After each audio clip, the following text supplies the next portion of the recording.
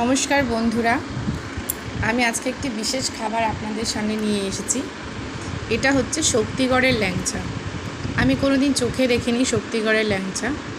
এই প্রথমবার খুব কাছ থেকে শক্তিগড়ের ল্যাংচাকে দেখলাম।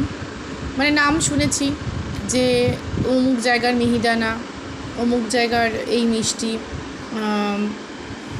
শক্তিগড়ের ল্যাংচা, তারপরে এরকম বিভিন্ন মিষ্টির নাম শুনেছি, সীতাভোগের নাম শুনেছি।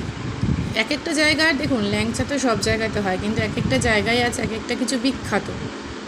তো যেহেতু শক্তিগড়ের ল্যাংচা বিখ্যাত, সেটা আমার চোখের সামনে এসেছে, তাই আপনাদের সামনে তুলে ধরলাম।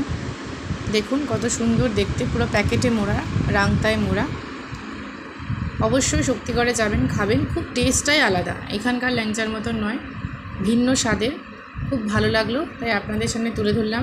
শুভ সন্ধে, ভালো থাকবেন, করোনা থেকে সুরক্ষিত থাকবেন। এখন করোনা বাড়ছে, ভালো থাকুন, ভালো রাখুন। ধন্যবাদ।